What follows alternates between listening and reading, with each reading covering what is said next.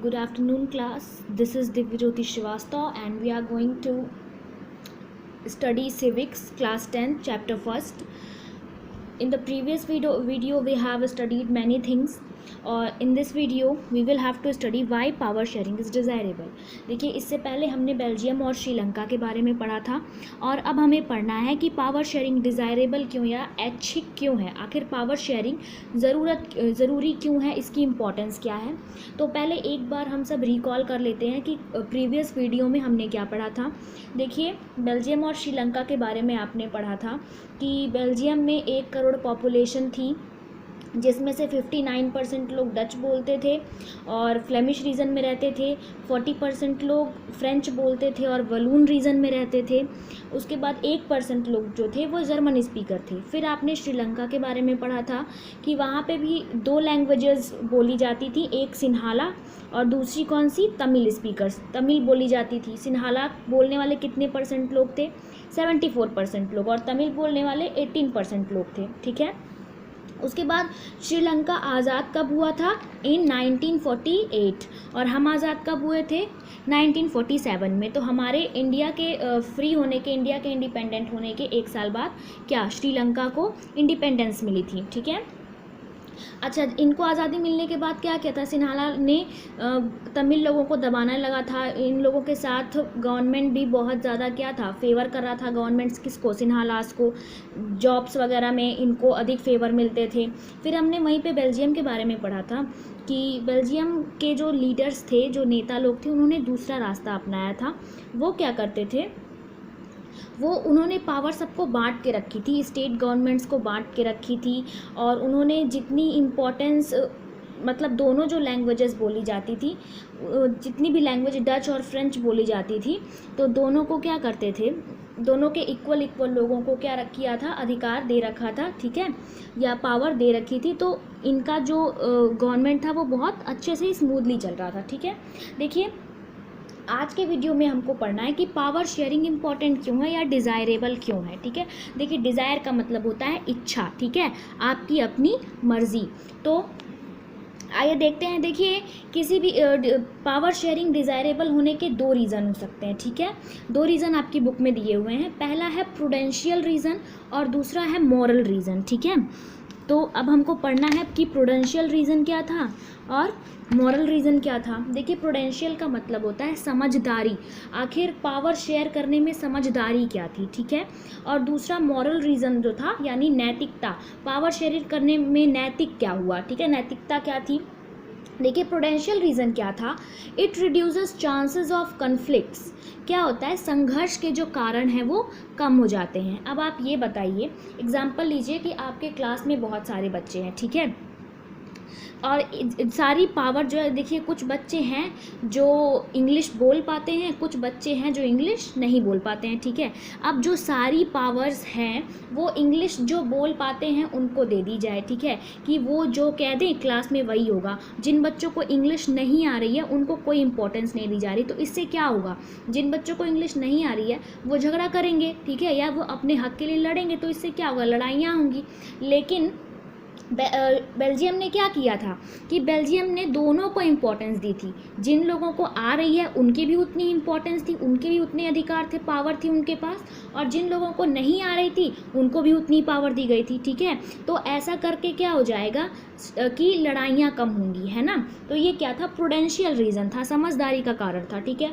Moral reason क्या है, people have right to be consulted on how they have to govern. Moral reason ये है कि देखिए, सबको ये बताने का अधिकार होता है कि उनको कैसी सरकार चाहिए. ठीक है.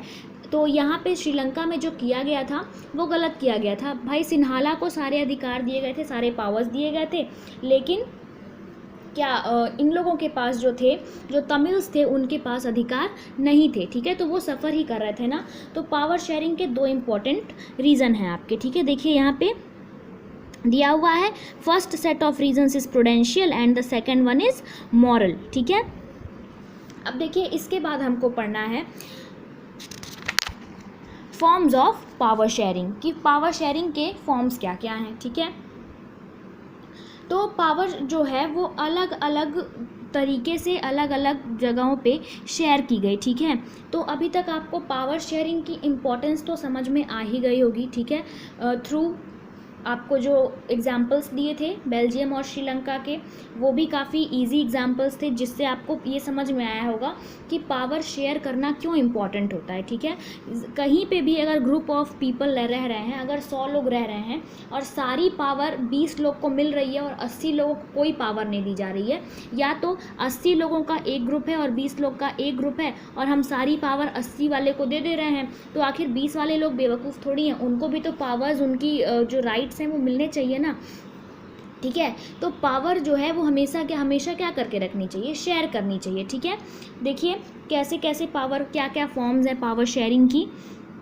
देखिए ये जो इम्पॉर्टेंट हैं आपके पॉइंट्स दिए हैं बोल्ड में, हमको उन्हीं को पढ़ना है, ठीक है। तो देखिए पहला दिया है power is shared among different organ of government. Power is shared among different organ of government. देखिए डिफरेंट ऑर्गन ऑफ गवर्नमेंट कौन कौन है, लेजिस्लेचर, एग्जीक्यूटिव और जुडिशरी, ठीक है। लेजिस्लेचर, एग्जीक्यूटिव एंड जुडिशरी के बारे में आपको बताया गया है, इसके पहले भी आपने इन तीनों के बारे में पढ़ रखा है। तो पावर क्या है कि लेजिस्लेटर, एग्जीक्यूटिव एंड जुडिशरी के पास अपनी अपनी क्या की गई है, पावर को शेयर किया गया है, ठीक है।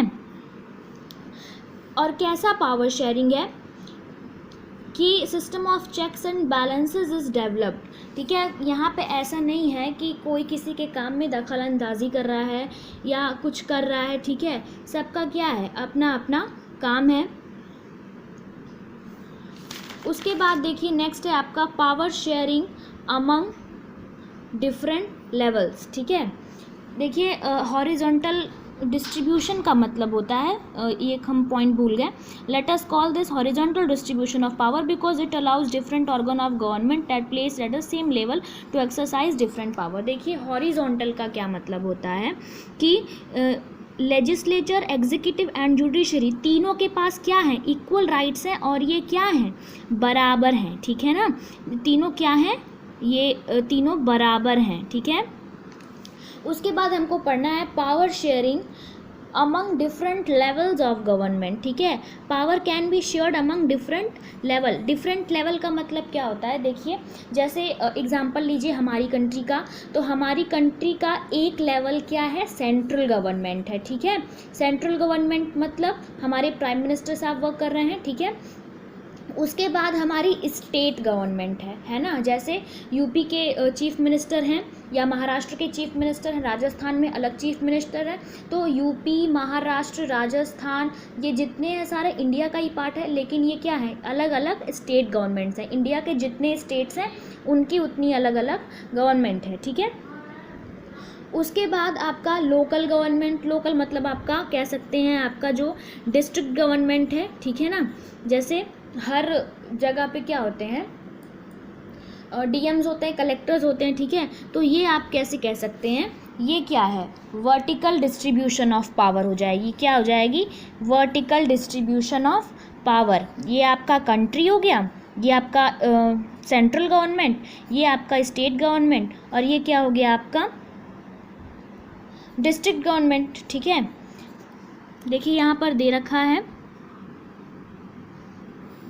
as the central in India we refer to it as central for union government. The governments at the provincial or regional level are called different names in different countries, ठीक है। देखिए अलग अलग कंट्रीज़ में क्या होता है, अलग अलग अपना गवर्नमेंट का नियम होता है, ठीक है। लेकिन हमारे यहाँ क्या है, हमारे यहाँ सेंट्रल के पास सेंट्रल गवर्नमेंट है, फिर स्टेट गवर्नमेंट है, फिर क्या है, डिस्ट्रिक्ट गवर्नमेंट है, ठीक है। उसके बाद हमें क्या पढ़ना है, तीसरा है हमारा पावर शेयरिंग अमंग सोशल